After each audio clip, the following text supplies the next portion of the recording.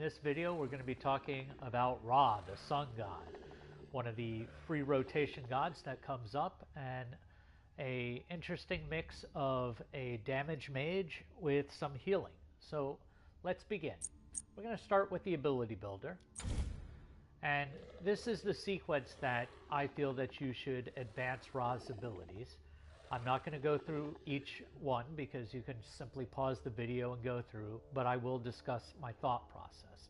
I have you starting out with Celestial Beam, his 1. That's your main minion wave clear, and that's the primary means by which you're going to do damage.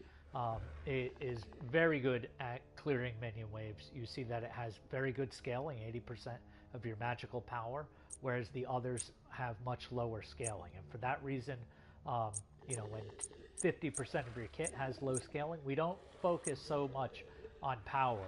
We look to utility. Your 1 and your 4, your ultimate, both shoot in a straight line, and your 4 is really a skill shot. Again, great damage, great scaling, and as you level it, you bring the cooldown lower, so we're definitely going to level that whenever we can. So again, I have you going through your 1, up to your 3, back to your 1, pick up your 2, and then your ultimate. From there you can continue along. You can see I'm focusing his 1 going into his 3, leveling his 4 whenever I can, and you're going to pick up Solar Blessing really at the end after you pick up 1 level at level 4. And the reason for this is this has a very short radius around you. I primarily feel that it's good when a assassin or a warrior or a guardian is up in your face with melee damage because of the protections that it gives. Whoops, sorry, I'm not even highlighting the right thing. So it has that short radius. It goes through the ticks. You have a chance to get the blind off. But really, there's something sneaky about Ra, and that's his passive, the Speed of Light. Every time you cast an ability, your movement speed is going to increase. So I think that Divine Light, his 2, synergizes very well with that. Don't be afraid if you're low on life and you need to run to start popping off your abilities, not even shooting them at your enemy, just to get the speed burst and get out of there. Same thing on offense. Hey, they may not be in range for Divine Light, but you'll cast it just to get the speed. You'll start closing down. You'll cast your Solar Blessing up ahead so they get hit by a tick or 2, but really it's not because you want that damage. Again, you're moving up another 6% of your speed burst. When you step through it, you're also going to get the additional protections there. Finally, you'll be able to burst them down with your 1 and your 4. So let's go on to the ability builder. And again, when I cover the gods, I'm going to give 2 different ways to build the god. I'm going to give you an A build, and the A build is what I suggest that you start with when you solo queue, really as you're familiarizing yourself with the god. It's a little bit more self-centered around what makes you succeed in lane. And then the B build starts to talk about how you can synergize with your team a little bit more. So it works best when you're on headset with folks. So with that in mind, we're going to go across the top line. Sands of Time is very important because it gives you power, it gives you cooldown, and it gives you mana. You definitely don't want to run out of mana, and cooldown is great with Ra. You go into Pen Boots. Pen Boots are much better with Ra than the cooldown boots. I know everybody likes cooldown, and there's nothing wrong with cooldown, but the penetration lets more of that damage get through. And as I said, view Ra as more of a damaging mage than pure healy gods like Afro or Chanje, although really they do damage too. But I want to focus on the damage capabilities. Your heals, are not as powerful as some of the other healers, so you are going to want to carry some health potions, whether you go with the chalice or the individuals. That's fine. And I generally only carry 1 blue potion to take in emergency basis because, again, I've given you some mana sustain here.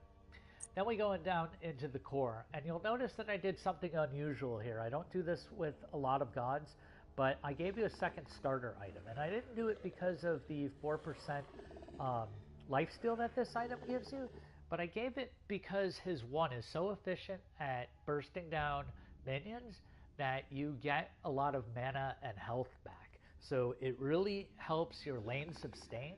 And as I've talked about in a lot of the other videos, lane sustain is everything. If you're able to sustain, in other words, last out in lane, that means that you're present for the experience and the gold that is being given out as things die.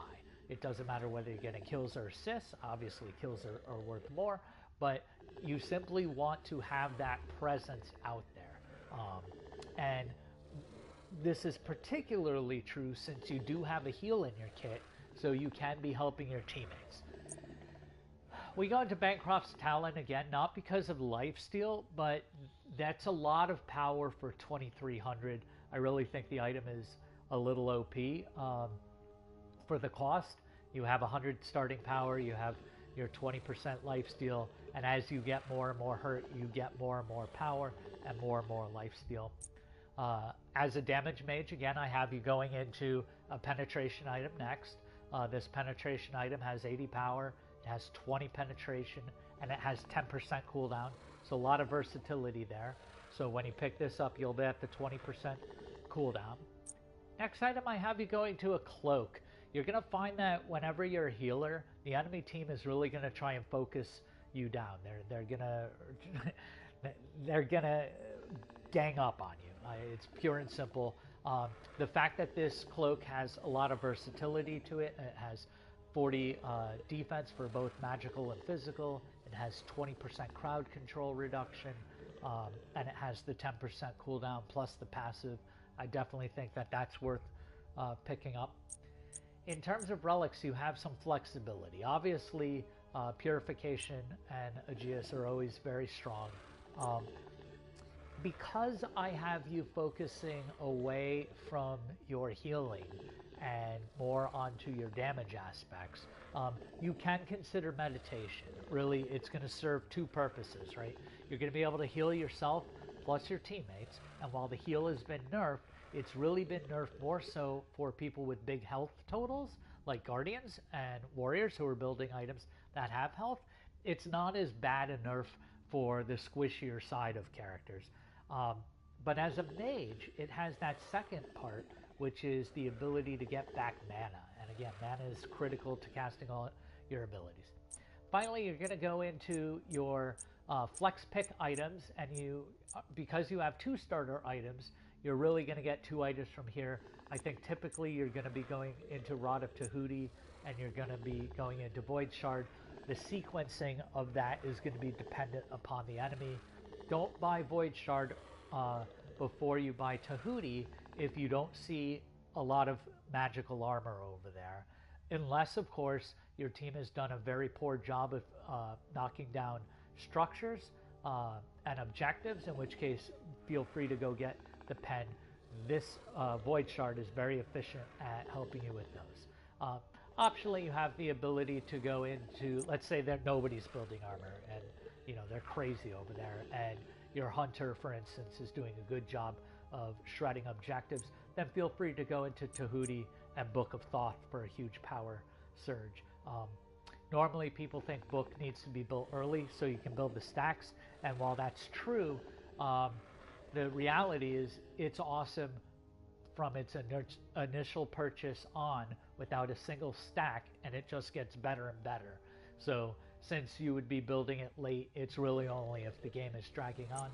Finally, the Rod of Acephalus is going to be the thing that gives you power, gives you move speed, and improves your healing. So all of those are very viable. So now let's talk about the B build, the one that's going to be a little bit more team oriented.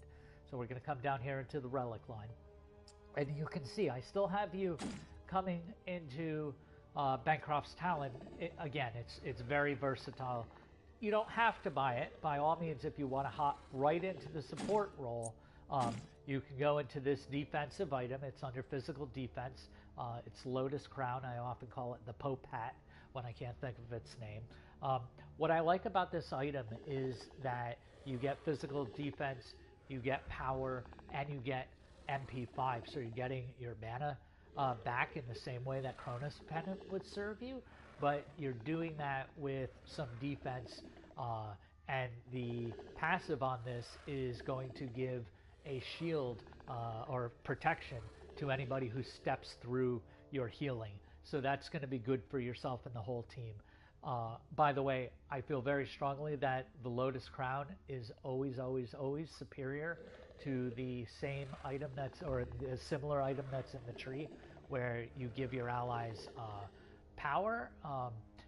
Power is nice when you're aggressing. It doesn't do you much good when you're retreating, whereas defense is good when you're both being aggressive as well as when you're defending, right? Because you're bringing down the damage that you're taking on, and you're still able to go ahead.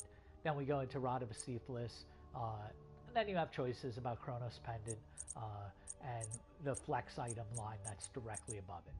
So that is my introduction to Ra. 2 different builds that should let you familiarize yourself with the god. Use the ability builder sequence that I gave you, and I think you'll be much better at minion clear, which will give you your experience in gold, and you should have a lot of fun with this. And then maybe later on I'll do a more advanced guide for him. Obviously I have him at Diamond. I certainly tweak his build a lot when I'm playing him, but I think the build that I've given you is a great way to start. So if you like the video, please click that like button. Please, if you like this series, go ahead and click the subscribe. If you have comments or questions, go ahead and click the proper area below, and I'll do my best to follow up with you as soon as I can. Thank you very much for your time and watching my video. This is Hawkissimo signing out.